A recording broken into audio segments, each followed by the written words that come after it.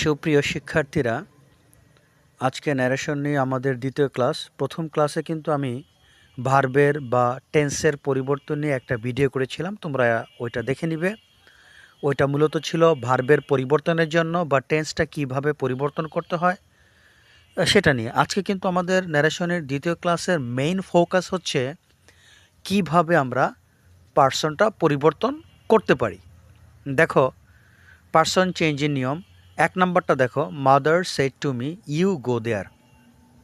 তাহলে mother told me এই পর্যন্ত আমরা বসায় দিলাম, এক্ষেত্রে কোনো সমস্যা নেই। ন্যারেশনে কিন্তু পার্সন পরিবর্তন হয় ইনভার্টেড কমার ভিতরে যে অংশ থাকে ওই ভিতরের অংশে পার্সনটা পরিবর্তন হয়। ইনভার্টেড কমার বাহিরের অংশে কোনো পার্সনটা পরিবর্তন হয় না। তাহলে ইনভার্টেড কমার ভিতরে আছে ইউ গো দেয়ার, এখানে কিন্তু ইউটা পরিবর্তন হবে। তো ইউ বলতে কাকে বোঝাচ্ছে? দেখো, মা আমাকে বললেন তুমি যাবে, তাহলে মা আমাকে বললেন আমি যাব। তাহলে ইউ দ্বারা কিন্তু আমাকে বোঝাচ্ছে। মা আমাকে বললেন তুমি সেখানে যাও, তাহলে মা আমাকে বললেন আমি সেখানে যাই, এটাই কিন্তু হয় বাস্তব। তাহলে mother said to me, you বলতে যেহেতু মি কি বোঝাচ্ছে আই হয়ে গেল, মা আমাকে বললেন যে আমি সেখানে যাই, এভাবে। তো যাই হোক, ইউটা এখানে আই হয়ে গেল।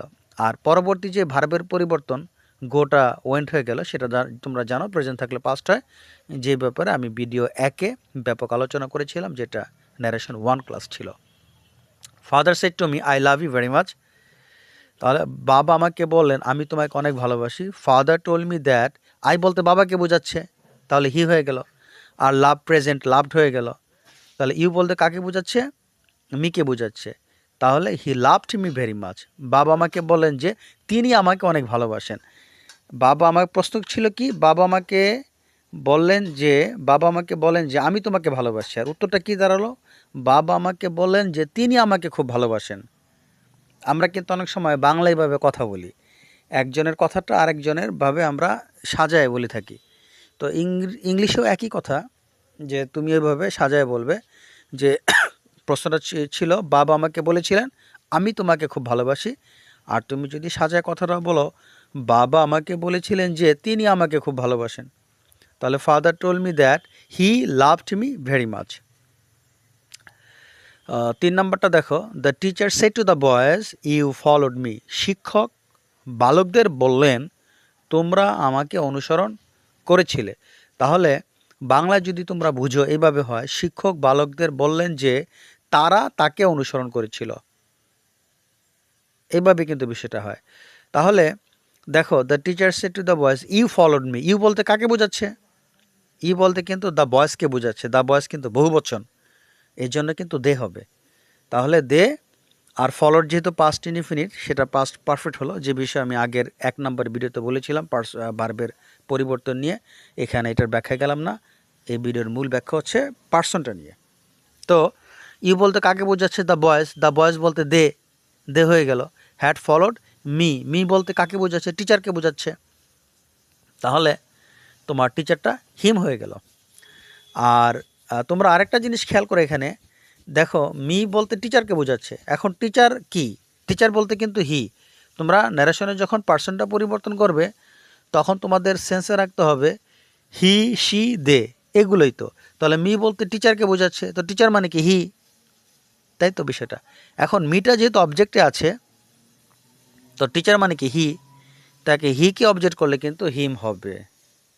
যেহেতু মিটা অবজেক্টে আছে, তো টিচার মানে কি? হি, তো মি বলতে টিচারকে বোঝাচ্ছে, তাহলে ওই হিকে অবজেক্ট করলে হিম হবে।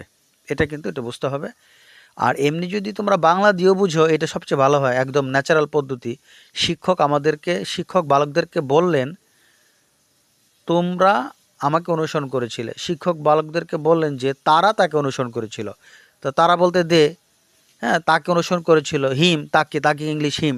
তো আমি আসলে সবচেয়ে ওই ন্যাচারাল পদ্ধতিতে বোঝানোটা আমি বেশি সাপোর্ট করি, যে অর্থের সাথে মিল করে যদি তোমরা বুঝো এটা সহজ হয়।